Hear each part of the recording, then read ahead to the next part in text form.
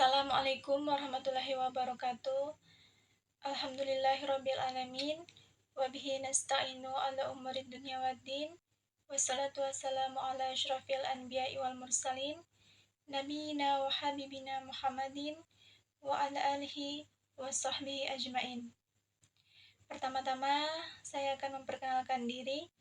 Perkenalkan, nama saya Febriana Adampe dengan NIM 20223078 dari Institut Agama Islam Negeri Manado, Program Studi Pendidikan Agama Islam.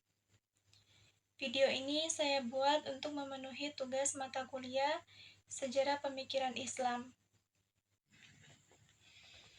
Pada kesempatan kali ini, saya akan membahas mengenai Cynthia Sakra dan penerapan pada pemikiran pendidikan Islam menurut Said Husain Nazar.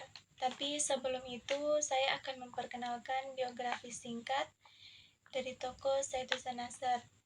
Jadi Said Husain Nazar ini lahir pada tanggal 7 April tahun 1933 di kota Teheran, bagian Iran, yang kebetulan negara itu juga merupakan tempat lahirnya para sufi, filosofi, ilmuwan, dan juga penyair muslim yang terkemuka. Ayahnya bernama Said Waliullah Nazar, yang di samping dikenal sebagai seorang ulama terkenal di Iran, pada masanya ia juga dikenal sebagai seorang doktor dan pendidik pada masa berkuasanya Reza Shah. Pendidikan dasar beliau diperoleh secara informal dari keluarga dan juga mendapat pendidikan tradisional secara formal di Teheran. Nah, di lembaga ini ia mendapatkan pelajaran menghafal Al-Quran dan menghafal syair-syair Persia klasik.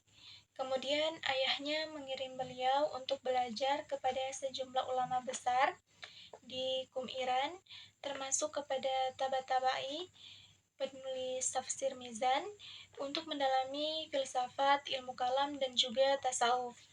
Dan untuk pendidikan tingginya, ia menempuh di Amerika, tepatnya di Massachusetts Institute of Technology.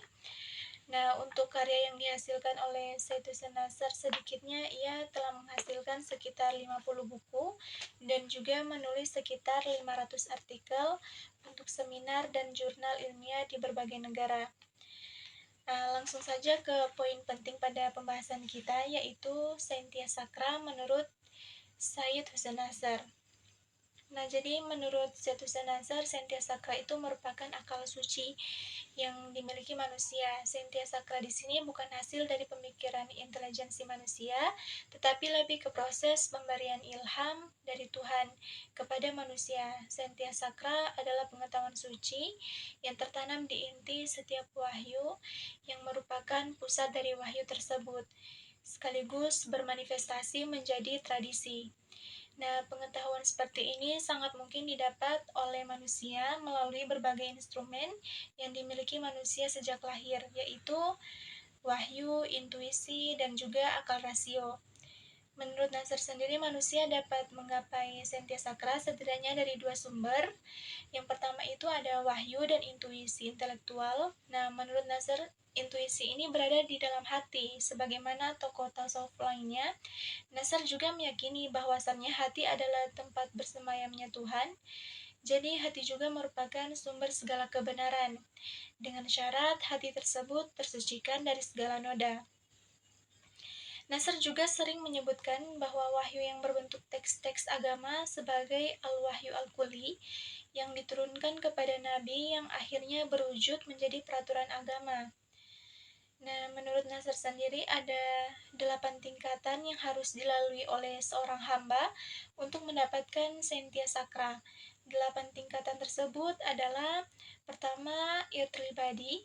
Yang dimaksud di sini adalah memenuhi kebutuhan dasar fisik kita seperti memakan makanan yang sehat, membeli pakaian yang hangat, mendapatkan rumah atau tempat tinggal yang nyaman, serta kebutuhan-kebutuhan dasar tubuh lainnya. Kedua, vital mission atau membiasakan tubuh untuk melakukan hal-hal vital yang baik dan selalu menghindari perbuatan buruk dan tidak membawa manfaat apapun. Yang ketiga, sense perception atau menjaga gerak-gerik dari panca indera. Yang keempat, indera. Nah, indera yang diberikan Allah dalam tubuh manusia ini merupakan sumber kebaikan, tetapi juga sekaligus keburukan yang berupa dosa. Kelima, reason, atau menggunakan akalnya dengan baik dan hanya untuk hal-hal yang baik saja. Menggunakan pengetahuan dengan sebenar-benarnya. Dan yang keenam, wisdom atau menyelami kebijaksanaan, di mana kebijaksanaan di sini berada dalam hierarki paling atas setelah kebenaran dan kebaikan dan kebaikan. Kemudian yang ketujuh itu menyiapkan jiwa sebagai wadah untuk menerima Sentyasakra. Kedelapan dan merupakan langkah terakhir juga adalah dengan memurnikan jiwa. Memurnikan jiwa adalah langkah yang paling esensial dan juga paling bagus untuk kita bisa lakukan. Kemudian penerapan nyata Sentyasakra, yaitu tradisi.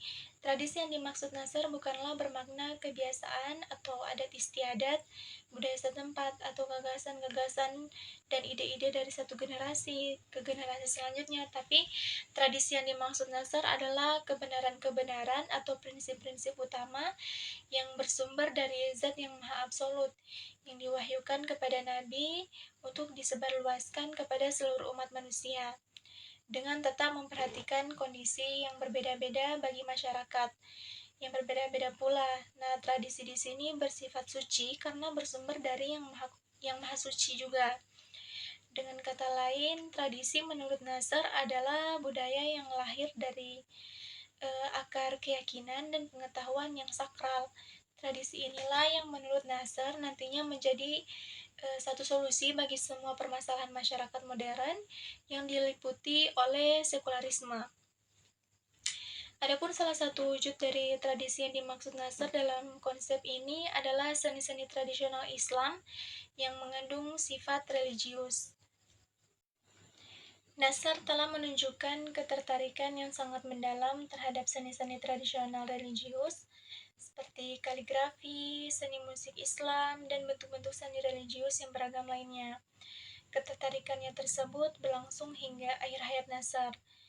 Nah, seni Islam yang dimaksud Nasr sebagai manifestasi atau penerapan dari Sentyasakra adalah seni yang didasari oleh wahyu ilahi. Sementara seni yang terlepas bahkan bertentangan dengan wahyu ilahi adalah bukan dalam kategori yang dimaksud Nasr. Adapun seni yang bersumber utama dari spiritualitas tersebut akan diekspresikan melalui media budaya.